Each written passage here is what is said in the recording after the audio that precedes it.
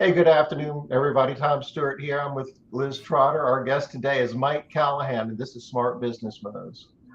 Hey, Hey y'all. Mike, how are you? Doing good. How you doing, guys? It's Doing Crazy well. Wednesday. Yes. Aren't they all? Aren't Yeah. they all? We were just talking about that earlier. I was like, so Tom, when you have those days where everything is really, really urgent and you just don't know that you have time to get even to the urgent things, is like, yeah, life. Like Hmm. some days I That's guess. Today standard is that operating day. procedure. Oh. But Tom, go ahead. So Tom was saying something really amazing right before we went live. I was like, Tom, why are Yeah, you saying this? Like I, here, say it live. I can't remember. Uh, Oh, it Oh, was so yeah, no, insightful.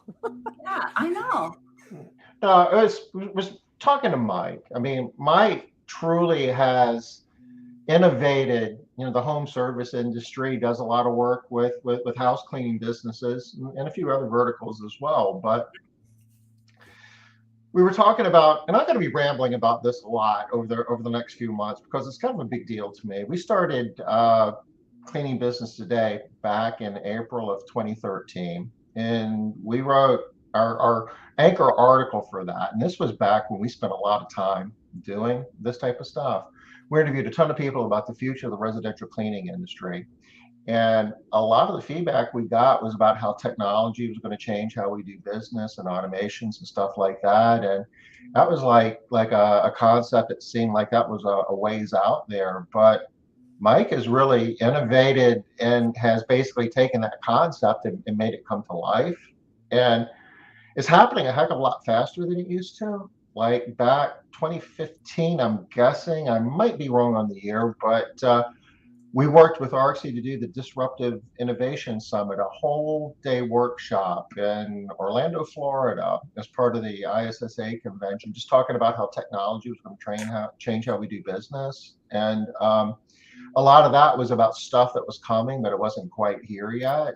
And, you know, the automations are here, and it's even broader than that. There's a lot of different ways that technology is changing how the competitive landscape. The companies that are embracing technology are growing. I mean, Liz, you coach a lot of cleaning businesses, and you see some companies are having crazy growth. Absolutely. Yep. Would they even be able to do that 10 years ago, five No, years ago? no. No. That's the reason why you can get $1 million companies, in 2.5 years. You remember, I mean, we all remember when the $1 million company was like, wow. Now Yeah. it's kind of funny, right? Now everybody's like, yeah, all right. Yeah, you get a bunch of cleaning business owners together, and you can't swing a dead cat without hitting somebody who's got $1 million business, right? I mean, that's kind of table stakes at the moment. But Tom, stop swinging dead cats. Just like side That's right. You're a cat person. I would never do Yes. that. I mean, I I would guess never do I'm that. happier that they're dead. They're No, I'm an animal lover. That's an old saying Yeah. from the hills of Virginia. You could swing a wet sock instead. Okay. There you go. But yeah, you're right.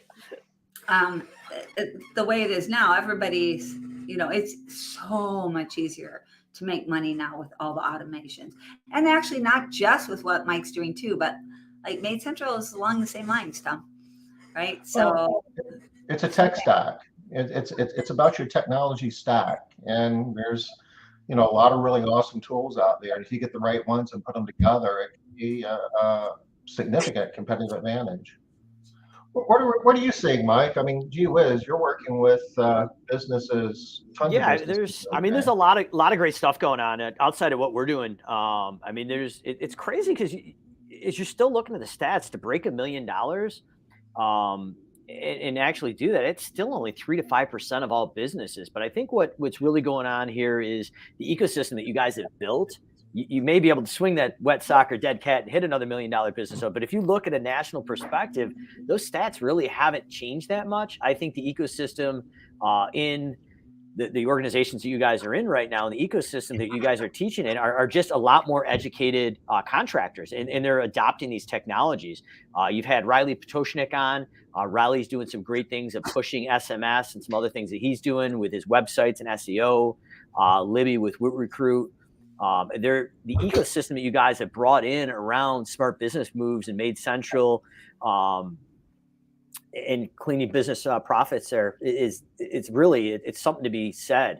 There's a very similar ecosystem going on in the lawn care industry as well right now, but there's something to be said that you have basically formed a group of early adopters that are actually, as Michael Gerber would say, that they're working on their business, not in the business. So, I mean, honestly, it feels like that endless amount of tasks we're talking about as a business owner that you're never going to get there. But I've kind of got to give some kudos to the people watching here live or recorded. The people that are actually following this are actually taking the time to get out of their business and work on and implement these things. So I think that's the difference. I don't think the ecosystem it's the whole entire country has changed. It's just the influence that you guys have had in this industry has brought a lot of people to the top, and you've got a bunch of powerhouse business owners. It's funny. I'm kind of glad you said that, because I'm not so much sure that we had the influence, but we've all heard that you are, a product of your closest people that you're around the most. And I think that is what's happening. We tend to be around people that are moving, growing, looking for the next thing, that are forward thinking. And so to us, it just looks normal. That's what we're seeing. And just the pictures, I was unfortunately able to make it to Chicago this year for a conference this year. But literally starting right out the gate with Gosha showing her office over there at Helping Hands, and the amount of influencers in that building in the new office, the pictures there, right down to the trade room floor, the amount of really successful business owners, even from the outside looking in and just from the Facebook posts, it was star-studded. And I think you guys have really done one hell of a job surrounding yourself with the top of the top people in the industry. There's still a lot of businesses that really could benefit from this, but I think that the ecosystem that's following you guys and it's part of that tight group there is just next level, and they're taking action. And they are adopting to this technology. And not to sound self-serving, but automations and some of the stuff we're talking about is not new. I was doing this almost 10 years ago in my lawn care company, not to date myself. And it wasn't even bleeding edge at that point. I was probably more cutting edge. But the group that you've got around yourselves, and the group that we've got in home cleaning as well as lawn care, they're drinking the Kool-Aid. They're buying in, and they're winning. You were doing it 10 years ago, and it was available 10 years ago to the companies that had, not everybody's capable of going into some of these CRM products and developing campaigns and doing the stuff that you did then that you even do better now. I believe it's been democratized now. It's available to anybody who really wants to do it now, which was just kind of the cool thing that, 10 years ago, it was like, well, yeah, Mike can do it, but, he's got special powers and I could never figure that out. Well, it's not the case today. It's a matter of, part of it's choice and part of it's just getting stuff done, the implementation part of it. Just putting the work in. And it's been there, and it's not too late, because it's still in the service industry is cutting edge. But I think the cool thing is we're impending this potential recession that everybody's talking about. We could potentially be a little more agile and cut some workforce, but I'm kind of talking about, let's not cut the workforce. Let's bring them from the lower jobs that they're doing to get them to the $100 an hour jobs. And I feel that this inner circle that's watching this Facebook Live or the recorded is the companies that are going to win right now. And a lot of the competition in the service industry is starting to, you can feel, and they're starting to retract. And like I said, probably aging myself again, but in 2008, that was one of our biggest years in our company. I think we almost tripled in size, but we didn't sit on the sidelines. We took the extra cash that we had in the war chest and doubled and tripled down. And man, the $70,000 to $80,000 of advertising we did in April and part of May looked 10 times as great because no one else was even out there. So if we're looking and talking about technology and automations and some of the stuff we're probably going to talk around SMS is really big right now, text messaging and that instant communication. If you're watching this is potentially the next shift for you that I took advantage of 10 years ago, this potential pullback in the finances recession is going to give you that opportunity to actually go out and dominate that market you're in locally. So, Mike, tell us what exactly it is that you're doing, because yes, we know it's automations, we know it's tech, but for people that don't know you, they might not know exactly what it is that we're talking about. What automations, what tech, like? Yeah, so if we're talking about that magical $1 million mark and beyond, there's 5 stages of business, and what we've kind of figured out is along each one of those stages of business, there's a growth hurdle. And you can manually do it, and you can actually, you can overcome it. But really, by using automations, we make sure what should happen happens each and every time. So that stage 1 business, if you're a cleaner, I like to call it stage 1A and B. Stage 1A, you've got a full-time job, and your biggest hurdle is time. You don't have enough time to build that cleaning business. Stage 1B is like, the heck with the man, I'm starting my business and I'm going to make some money. But now the biggest pain point is leads. How do I get enough leads? It's not just like your friends and family. You got to get enough leads to survive, to actually feed your family, put food on the table. And then when you go into that stage 2 business, that's about $100,000 to $300,000 a year. That's going to be your sales process. And Michael Gerber kind of puts it best. We're all technicians on an entrepreneurial seizure. Nobody really wants to be the salesperson. But in order to get past that stage, someone literally has to come in Monday morning to Friday, and their full-time job is sales. And when they come in at the end of the week, if they made their sales quota, they did their job. But what we all find, at least in my business in the early days, is we sell a lot of work, then we do all the work. And then we're running out of work. We better start selling some more work, and we got to do more work. So based on the leads and the sales process, we can break it down, but we automate those processes. But the next stage is when you go into stage 4 is marketing and systems. Wait, how do you go up? What's that? You skipped 3. Oh, I'm sorry. So stage 3 is going to be, so we've got stage 1 is you've got your leads or time and leads. Next one is going to be going in and creating the sales systems. Stage 3 Liz takes notes. She'll catch you on those things. When smart people talk, we're down to my thing. Yes. When smart people talk. I could actually pull up, I bet you I could actually pull up a slide deck here for you. But stage 3 is going to be your marketing and services. So we need to actually figure out how to go out in stage 3 and market these services, whether it's that Dan Kennedy long text style or whatever it is, door hangers. But we've got to be able to create enough traction to be different to drive that business into that sales funnel. And then in addition, we got to figure out how do we build a team to actually go out and service those accounts and get the work done. So at this point, the business owner is going out and hiring people they don't know to do the work. So that's another bottleneck. How do we create process and systems to get that work done? And then your stage 4 is going to be literally that $1 million mark. And as we get to that $1 million mark, none of these things go away. They continue to be there, but you have to add other things. And that's where automations come in. We start to automate your leads, your sales, your marketing and service. And then stage 4 is going to be your people and systems. And actually go in and build a team, get the work done, any of the repetitive tasks you're doing. And then your stage 5 is about a $3 to $10 million company. That's leadership and culture. And that's literally becoming you a better leader, because the company you're leading at $1 million, your leadership skills aren't going to be the same as you're at 3 to 10 million. And then you've also got to build this culture, that mission, values, vision, the purpose, some mission goals. And as you become a better leader, how do you make mini leaders to kind of take those 3 things we talked about before the call? As a leader, at this point, you're setting the vision, you're building the team, and hopefully number 3, most important, you're not running out of money. But if you're looking at stage, literally 1B all the way to stage 3, so your lead, sales, marketing, and service, and people and systems, those can all be automated.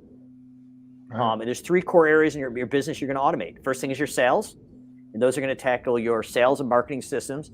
And then your employee recruiting, training, onboarding. And the last thing is a repetitive task, all the daily, weekly, monthly, and quarterly things you do. And that's how we built the automations, not on purpose in our business, but as that business grew to $1 million and beyond, those were the bottlenecks I need to plug to actually get pulled back out of the business and not have to work 100 hours a week.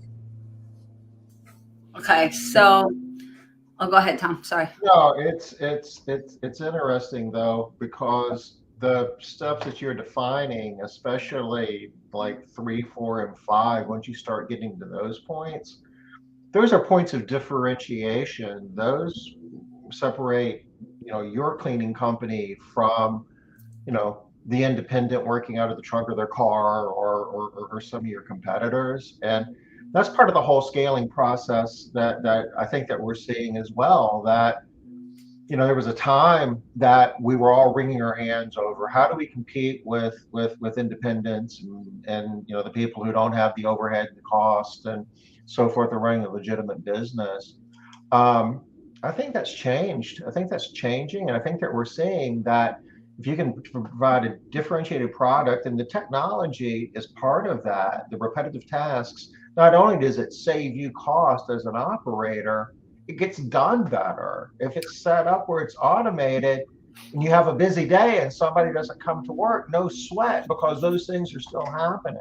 So that makes for happier customers, more lifetime value out of customers. But I think it's that sales, the marketing, and how to actually service that. Once you figure out how to sell and market, that's going to get you past $1 million. And then it's the peoples and systems. But that technology, the automations, is what is pushing a lot of these people that you're seeing right now through that $1 million mark. And now we need to buckle down and get the people and systems and leadership and the culture dialed in.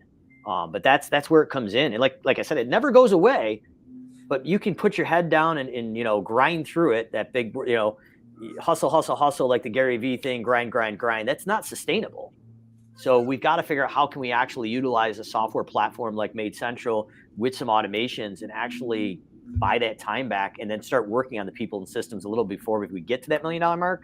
So when we hit that jump, we got a head start.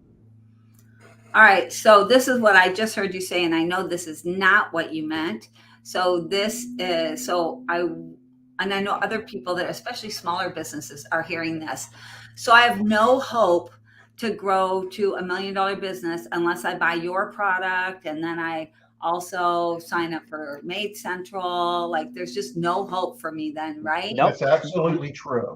No, it's not. No, absolutely not. Like, so we did this all originally. We broke $1 million, pretty much before automations was a thing in our business. Yeah. Like, you can do it. And I mean, everybody's heard the story. I mean, my business caused a divorce. I mean, you could do it. I was working 80 to 100 hours a week, 7 days a week. You could definitely do it. I'm telling you, there's a better way, and you don't need my services. You can go out and do it yourself. The technology is getting easier. But what would take a full-time person 35 hours in the week to do for $250, $300 a month, a software could do it better, and it doesn't call in sick, and it's predictable. And it connects into everything else, and it gives you that clarity you need. So I don't care if you're using me or, Tom's going to care if you use him, but use something, because it's crazy. It's pennies on the dollar, and it pulls back that sanity. It allows you to actually work on those people things that the software is not going to allow you to do. It's not going to help you with the people. It's not going to help with your leadership. It's not going to help with your culture. And you're still going to be focusing on the other things after you break $1 million. And that's what's going to bottleneck you to get to the 2, 3 to 10 million. So it just gives you that time to be that leader you need to be and build the team around you.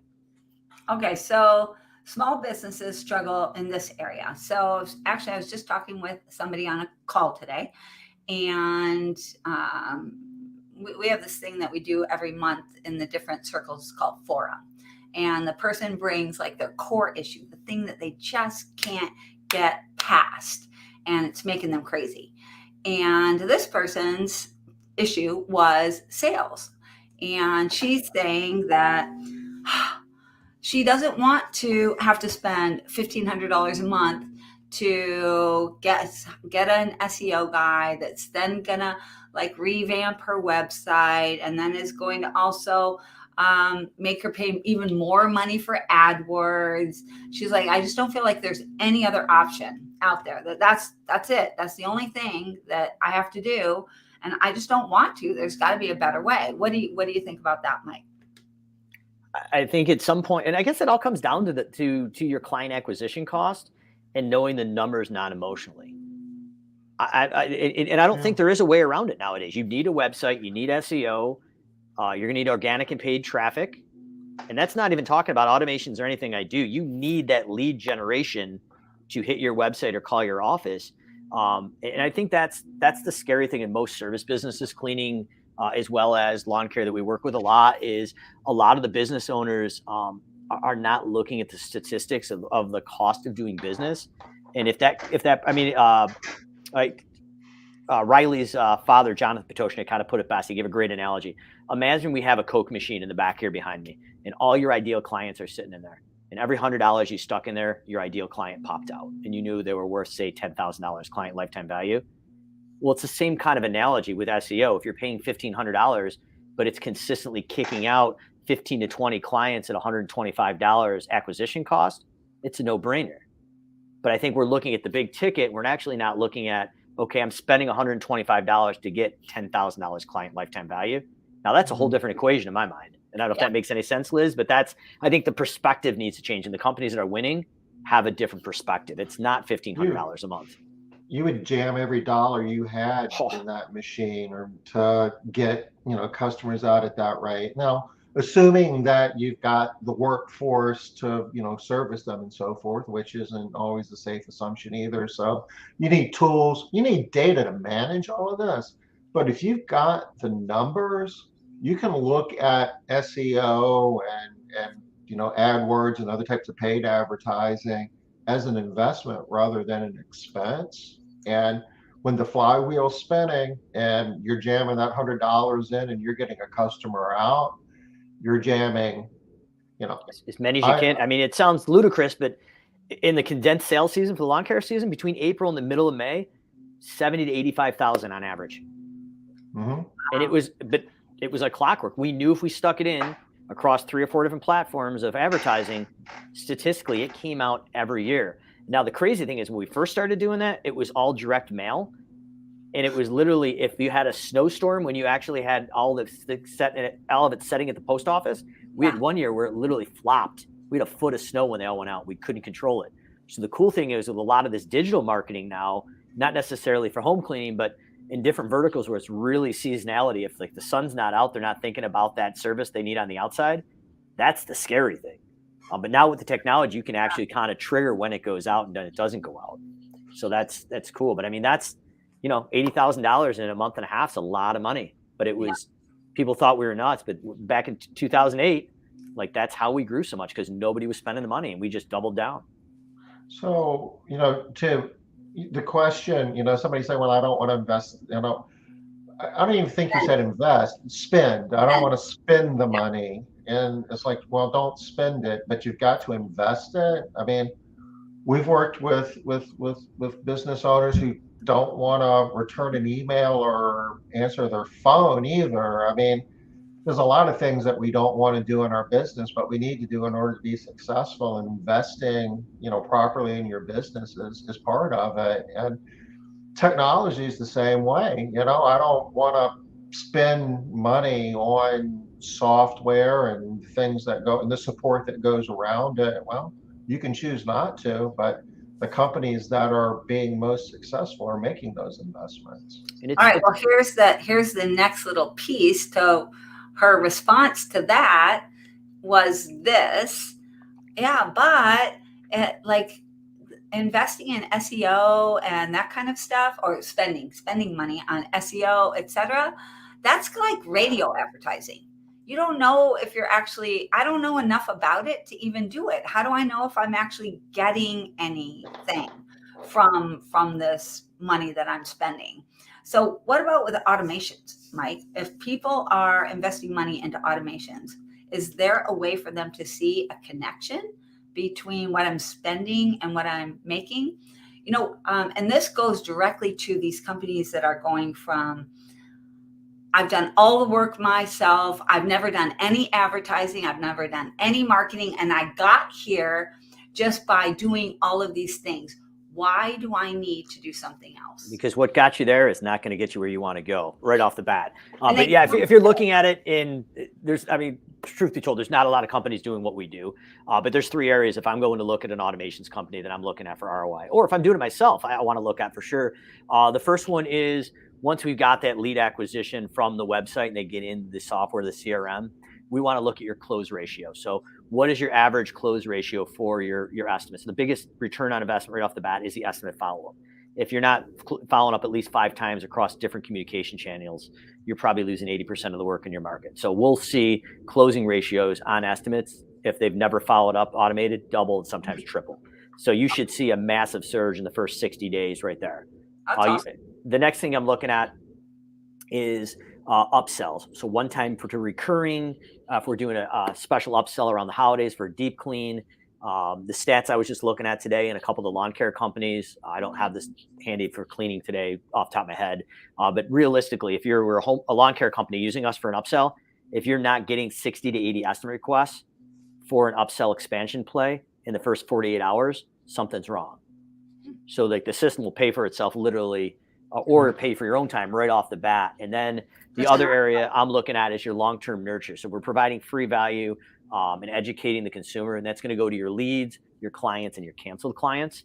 So canceled clients that are crazy, you don't want back. Obviously, you want to kind of mark them off as do not market. We don't want those guys coming back. Trust me, we've made that mistake. Tammy and Christine almost literally lynched me in the office when they all came back. But after we segmented the crazies out, we see on average in the cleaning industry about 2 to 2.5% on the high level 3 of your canceled clients coming back. So those are like 3 areas that you could pretty non-emotionally look at. And even if you don't know your numbers, you could see a significant increase. Now the numbers for canceled clients post-COVID, I don't want to inflate them for Facebook Live, but they are a bit higher now because a lot of people that discontinued the services, especially in home cleaning right now, there's some pride in the game. They couldn't afford it. There was uncertainty. And now they're coming back to find a cleaner. They need that, but they're too embarrassed to call you back. But now you're nurturing them. You got a relationship and you're proactively reaching out. Hey, can we update that quote? So if you're not getting at least 2.5%, 3% of your canceled clients coming back, that's an issue, but that's low hanging fruit. I mean, that's literally all you're doing is sending out quotes and everything else happens automatically. We're not talking about the welcome and nurture process. So another big one would be most companies don't have time to follow up on overdue invoices. So we had a gentleman that reached out a couple months ago that signed up for the automations, and part of the automations on the platform we automated on allowed us to tie into their financials. We picked up an extra $35,000, $36,000 of overdue invoices that he just didn't have time to follow up on. So that's another metric of, hey, how are my overdue invoices? And, is there an increase on that? Now I'm recommended if you're doing residential, you're running that card right after the service and they're not going too far. But this guy had some commercial clients as well. And it was low hanging fruit. And it wasn't that they weren't going to pay him, but he just never really followed up. And the office was too busy. Asking to be paid. Exactly. Yeah. So, I mean, those are low hanging fruit that I would say that's a return on investment. Nice. So there are some real metrics that people can look at. Even small businesses that are thinking, I can't afford it. I've always done it. Why should I invest? There's some metrics so you can look at them and see, listen, you're now making more money because of this system than you were before, as long as they're tracking. Yeah, and it's crazy because you can get very big. And we without mentioning the name of the company, we just took about a $30.1 million company from QuickBooks and Excel sheets and literally just put them into a CRM for scheduling, billing, and doing all that. And it was like in the first week or two, they realized that they had missed in 1 week $10,000 to $15,000 of work that was on their Excel sheet schedules that literally just got missed. But when the software swept through and highlighted them in red and said, hey, these guys were supposed to be done by the end of last week, they're like, oh crap. Like maybe we're looking about this all wrong. Our Excel sheets and our QuickBooks are really inexpensive and they're really easy to use, but there was no built-in systems or processes to actually track and hold things accountable. So I mean, we've dealt with it. We've had a couple home cleaning companies that were literally doing three-piece carbon copy estimates and scanning them into the software. And that's how they were tracking it. And then once we kind of eased them into it, it was probably a 6 to 12 month process. But once they actually had set pricing matrices and job costing reports and the automations to follow up, they're like, how did we live without this? But I guess it's kind of seeing where you're at. And I kind of use the analogy of like the kind of like the mountain behind me on the piece of paper, like Everest though. Like a lot of times as practitioners of technology, we're at the summit, we're up top here.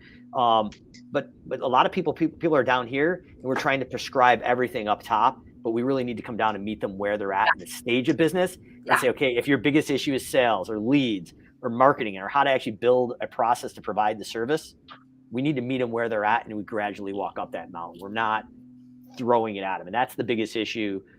When I first started automating and doing the job costing and all the stuff with your own accounting is as an entrepreneur, I'm like, next shiny object, let's do this all at once. But once we we backed it down and we did each little piece, and it added up over 6 to 7 years. Man, that was dynamite. Okay. So I really love that because I do feel like that's a big thing. Small companies, they many times they just can't see the bigger picture. They can only see where they are today, right? And all the work and the whirlwind that they're in. So seeing that is big. If things are like now problems, it's like, how do I make payroll on Friday? And today's Thursday. And well, if we make these investments, we'll be able to, grow our business where those won't be as big of worries. Yeah, but I got to make payroll tomorrow. And we've all been there. It's a real thing. I'm not making that up from somebody else's experience. I mean, yeah, it says easy does hard, but wow, if you can at least squeak out a little bit of time, a little bit. I mean, that's the other part of it as well. I mean, I know people in the residential cleaning business that are spending 5 figures a month, hefty numbers on AdWords and things like that. They have all their data, and this is investments and the flywheel spinning, and they're growing their business. But depending on where you are, I mean, you can do things in a lot more modest way to make progress. So, you don't have to go crazy, and you don't have to, you don't want to do things that, a $5 million a year cleaning business is doing. If you're at 500,000, you don't want to do what they're doing. Certainly try to do it on their scale, but start taking the steps to get the flywheel spinning, to get, the sales going, and there's profit in the margins.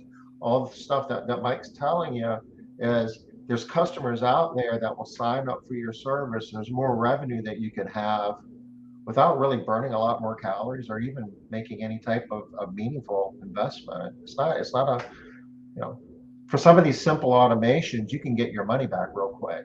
Yeah, and even if you're not automating, like something simple as like a business card would like refer a friend, leave it behind on the counter. Like there's a lot of little things that you could do if you're in an affluent neighborhood and that's your ideal client. Literally, when you leave the house, drop literally door hangers on the 3 houses on both sides of the house and the 3 across the street. You're starting to build some density. You're building brand awareness. Hopefully your car's wrapped every time you're in the neighborhood. Now, if you're in 2 or 3 driveways a week instead of 1, it's just a compounding effect. It's not one silver bullet, but it's brand awareness and bringing it together. And when you're ready to automate it, then you just start at the pain point based on that stage of business is what we kind of prescribe. So what if somebody is they're thinking, okay, I need to jumpstart my sales. And they're thinking, okay, I need a full-time salesperson now. Is there a way that they can hire somebody? They don't need a full-time salesperson. Maybe they can use automations to be able to augment somebody that's working less, or any thoughts there? There's a couple things. Speed wins right now. So if we can all possible avoid it, in-house estimates are a thing of the past, as far as I'm concerned. We can, worst case scenario, we can do it hourly with a minimum, or we can do a high-low price range. But we should be using a product from an MLS database like Zillow and asking some qualifying questions based on how many people are living there, pets, things like that, based on how clean that house probably is. And we should be instantly quoting over the phone and trying to close. And if we're not, a basic estimate follow-up automation should be in play. But that doesn't even have to be stateside. You could get a virtual assistant to do that. Or there's online booking forms like MaidCentral has, where it's an automatic quote. But the speed is going to win right now. And that's where I would start. So you don't need a full-time salesperson, but you need to have a full-time sales system. Right. I like that. It ties into the automation. I mean, we see year over year a larger portion of traffic to your websites coming in on a mobile device, and we're seeing a larger portion of sales happening through online booking. People don't want to talk to people. If I have to pick up the phone, I mean, I'm speaking for myself.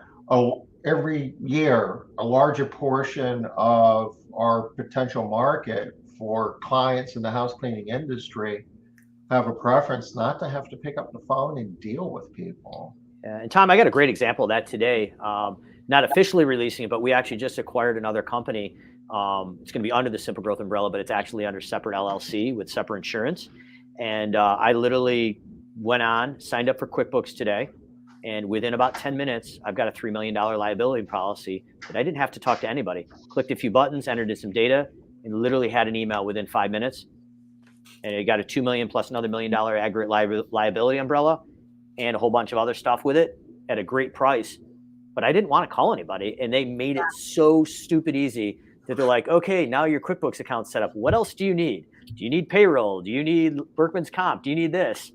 Which would have taken me, if I called somebody locally to do that, would have taken 3 days of back and forth, and it was instant. And I had it. And I probably got a better price on it. The customer service was phenomenal. There was no customer service because there was nobody to have to talk. But it was, I mean, you couldn't have done that 5 to 10 years ago. Pre-COVID, you could not have done that. I remember going to get the insurance for Simple Growth and for the lawn care company. I had to go down to the guy at the corner. It was a great experience, but it took forever. I don't have time for that. I don't want to do it anymore. So if you can have that experience in your cleaning company, that's like you've won. Absolutely. Okay. I just had a very similar experience. I had to rent a car. Back in the day, not that long ago, I want to say 6 months ago, when I rented a car, I had to sign an initial like 10 pages and give them my license and my credit card, not a debit card, had to be a credit card. And, it was a whole huge thing. And after waiting in this huge line, get up there, 10, 15 minutes with them, go outside, walk around the car, make all these notes on the car. Then they give me a key. I have to go find the car, right? This is a whole big thing. Then when you bring the car back, huge process. This time, I didn't have to wait in a line. I walked up to the window. They asked me my name. They gave me a little card that had, I don't know what was on it. I don't even know what was on the card, something. And they said, go to whatever lane it was, or aisle it was, like J, and pick a car, any car you want.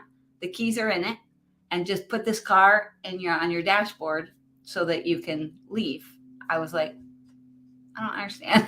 I don't even know how to do it. But that's it. I mean, the game is changing, and the companies that are going to adopt are going to win, and the other ones, they're going to lose.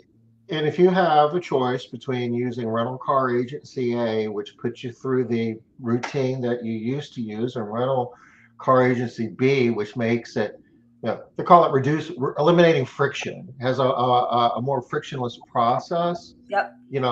You're going to use B, and you'll be willing to pay more for that. You don't really I don't really care how much it costs. I didn't really ask. I don't. Guess what? That's who I'm using next time. I don't know what it paid. Don't care what it paid. As long as it's not going to be like $5,000 a day. Yeah, I'm doing that all day long. Yeah, where were all the questions about the gas and who's going to pay for the gas and how much I was going to pay? Where were those questions?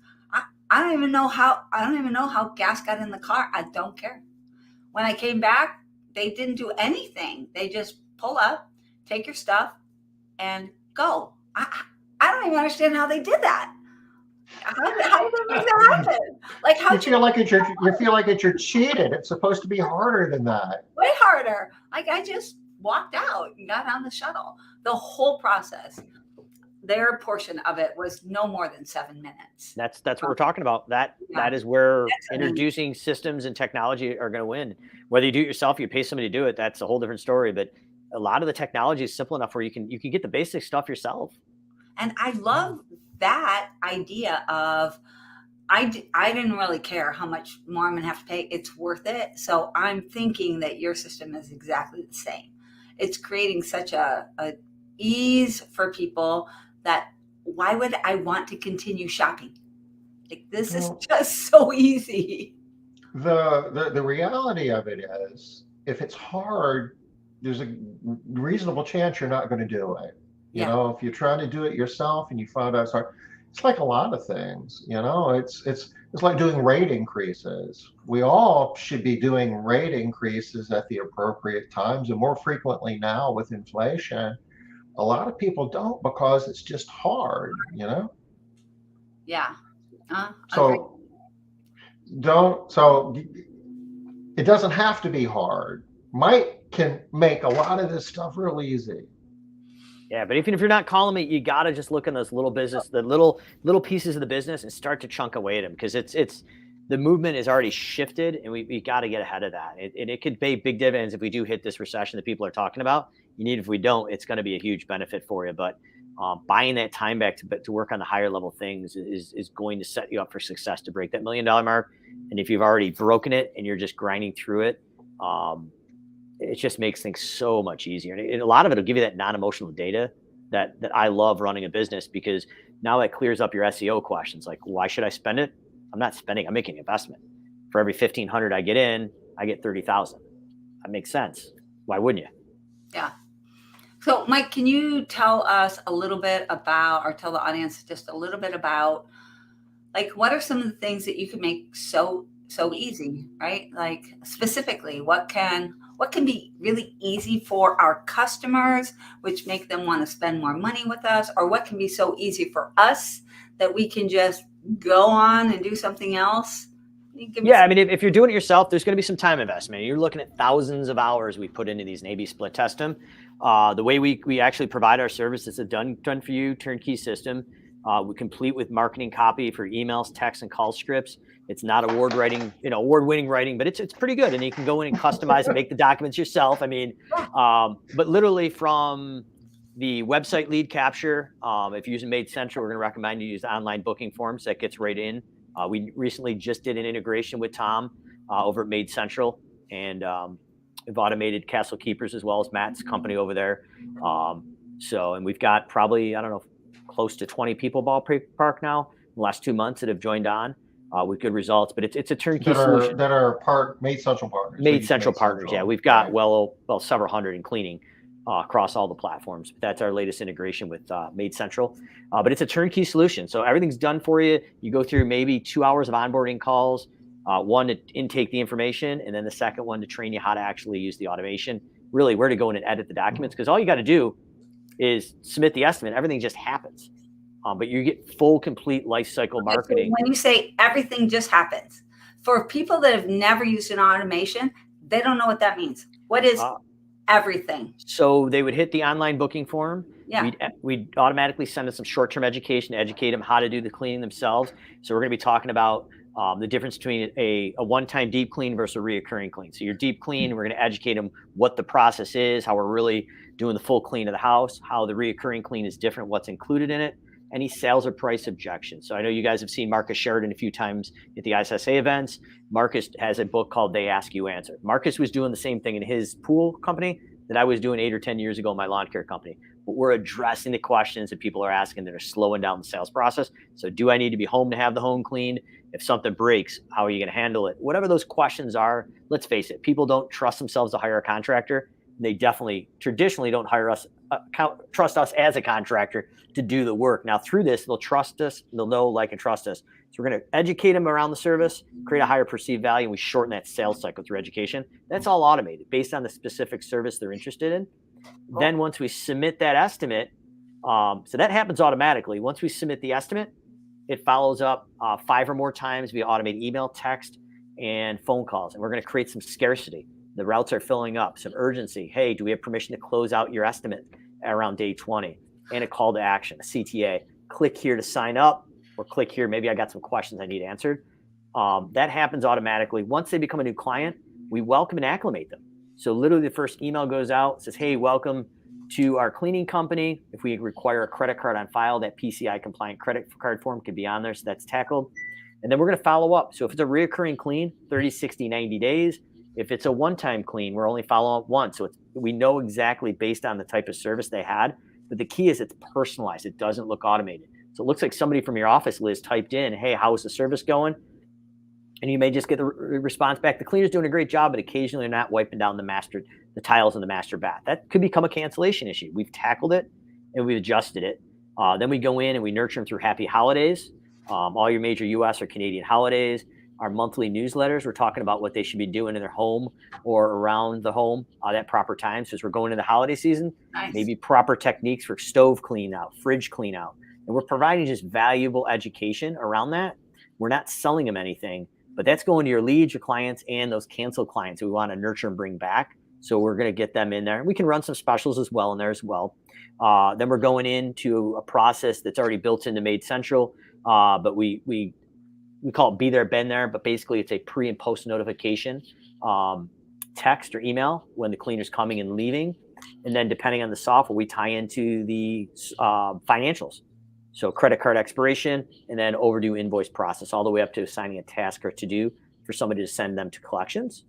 And then potentially in some situations, whether it's commercial cleaning or residential, there may be the ability through a mobile or a website form for the cleaner to actually say, hey, part of the contract is not stripping and waxing the floors in this commercial building. It looks like it needs it, so we can upsell property-specific issues the cleaner's seeing.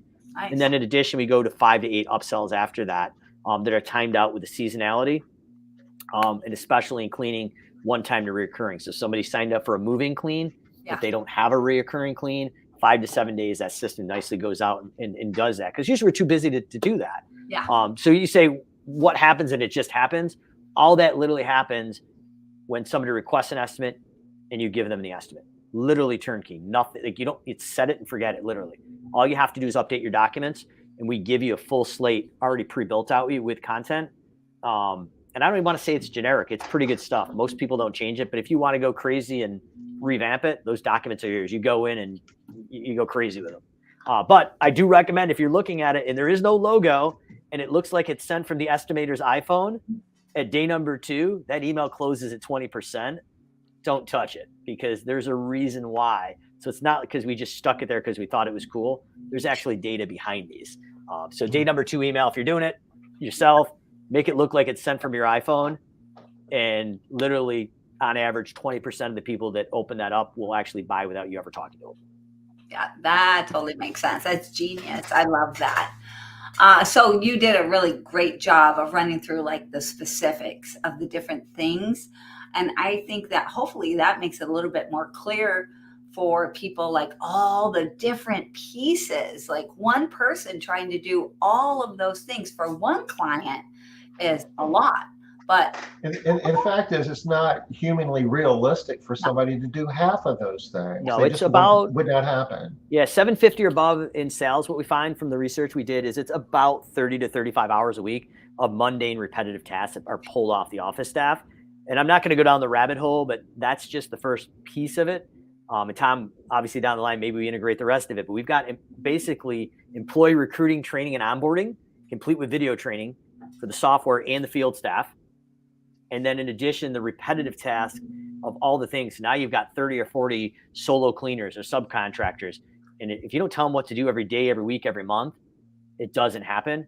Now we take the power of the software and assign a task or to do, and it's a glorified checklist of what they got to do each day. And if it doesn't happen, it alerts them, and then it alerts the business owner or manager. So we leverage that power of automations to actually run what should happen and enforce it to happen. So it doesn't necessarily have to be an automated email or text message, but it can be automations of accountability. And that's where the next shift is coming with the employee part in the asset management or the repetitive task of the employee between an applicant. I think this is huge even before that piece comes. All right. So that, let's say that part never comes. Well, it's already there. It's just. Yeah. Before it, okay. So whether or we not have it built, let's put it that way. Whether we do sell it. Start using that part. Currently, one of the main things that people are concerned about with their managers, right, is one of the main reasons why they put them into the manager circle is because they keep dropping balls, right? It's like they have all of these things to do, but like they notice that this person over here, she didn't get this customer over here, she didn't get the information about when we do deep cleans. This customer over here, we didn't get her key. How the heck? Why don't we have her key? Or how we're going to get into the house? So we got to make a phone call for that. This customer over here, she didn't know that we only clean baseboards and whatever, woodwork on the first cleaning of the month. How did that ball get dropped? But it sounds like this just eliminates that.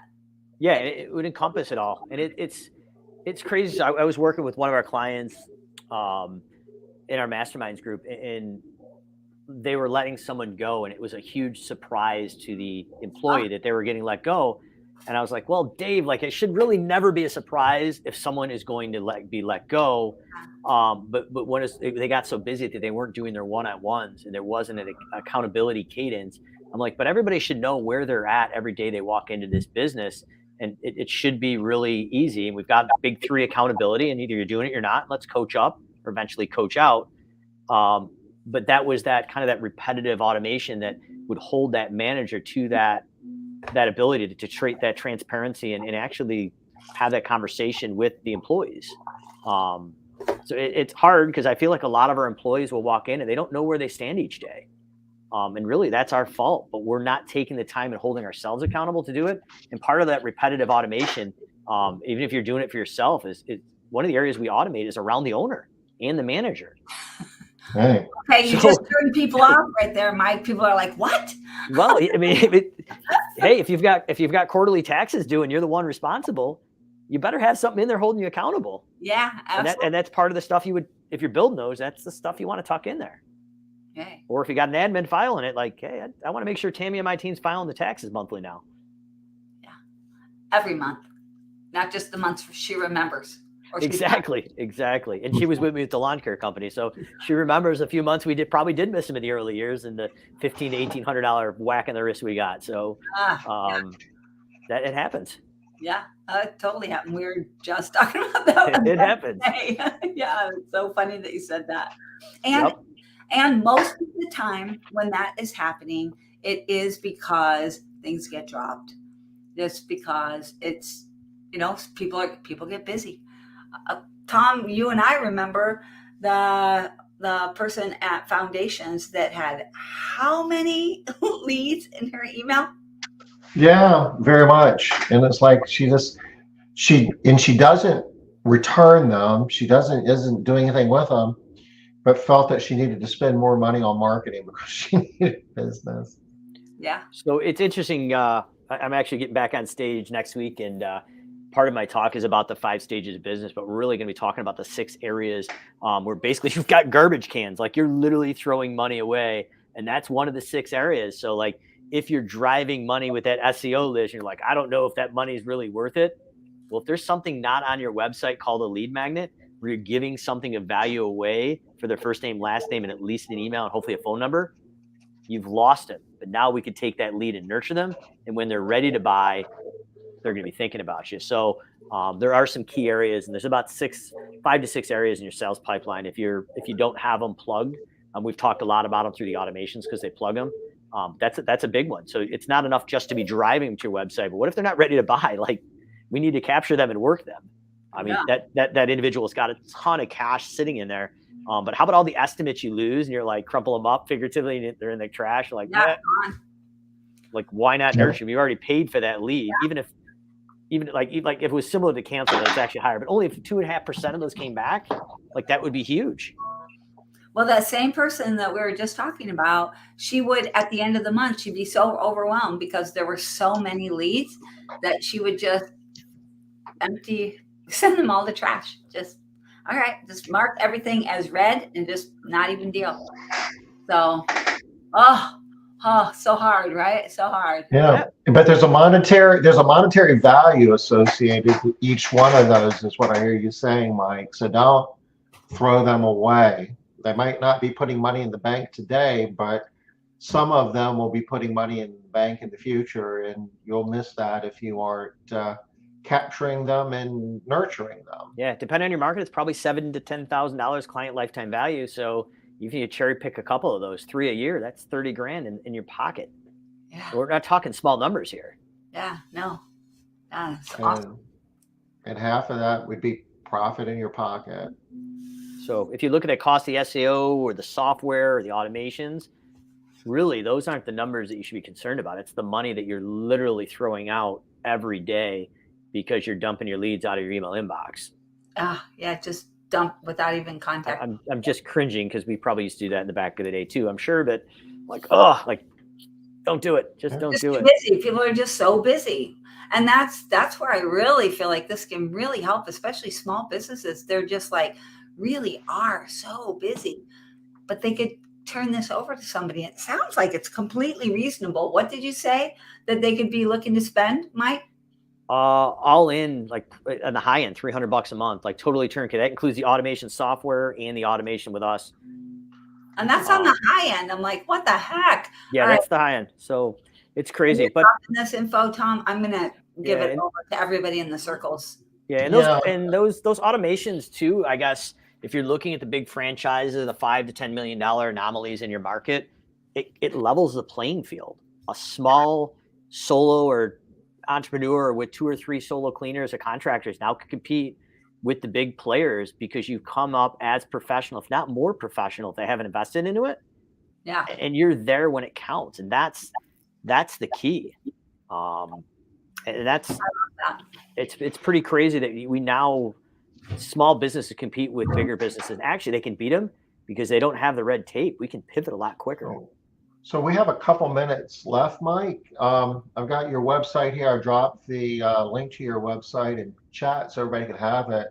Is there anything in particular that we should point out if they want to know more about your service? I see a button here where you can click to, I guess, schedule a call to learn more about it. Yeah, they can book that. In addition, we also did a webinar with the MaidCentral members. We did have it's a URL. It's called automatemaidencentral.com. And I'm happy to do that because there's the ability to obviously sign up and watch the pre-recorded webinar. And it talks about our automations in MaidCentral.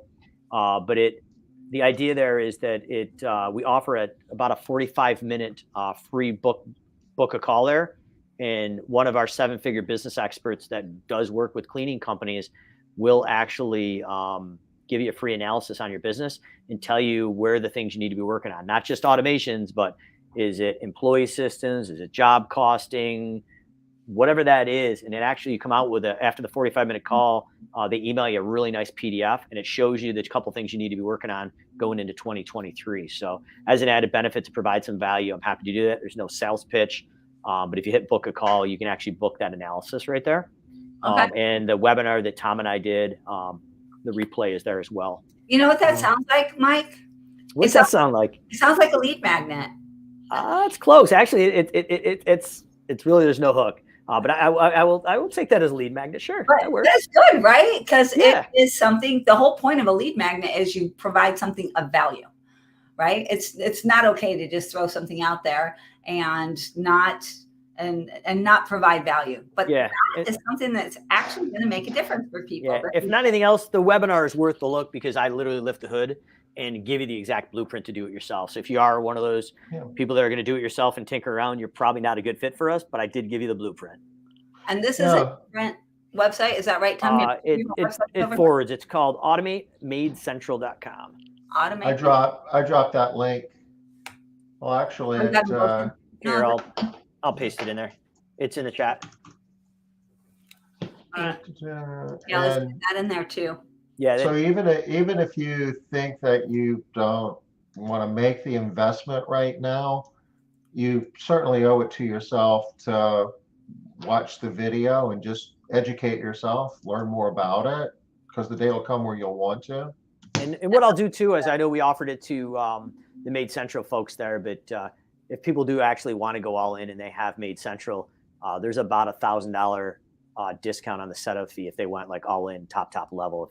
If they're a larger company and needed everything. So we'll honor that as well if they take a look at it and they're like, well, we want to do it because that's already on there. So okay, little more value there, but no need. But watch the video and that's.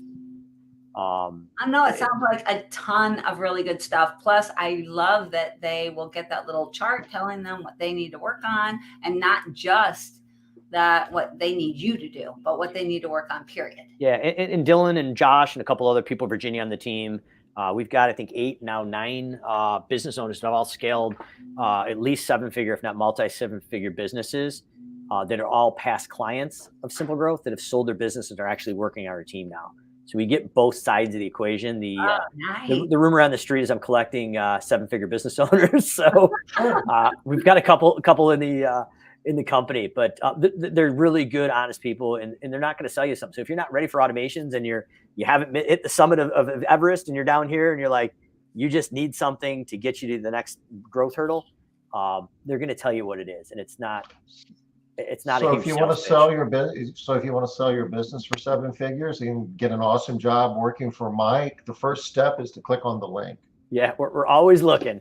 So we're up to 25, 26 full-time people on the team, and we'll probably be adding another 4 or 5 this year. So if you are a business owner that wants to help people, let us know. All right. I Well, do have to say real quick, I know we're way over time here. I'm sorry, Tom, but I do have to say, just personally, I've known Mike for quite a few years now, and I know that he's a man of integrity, and he's like the kind of person that you want to do business with.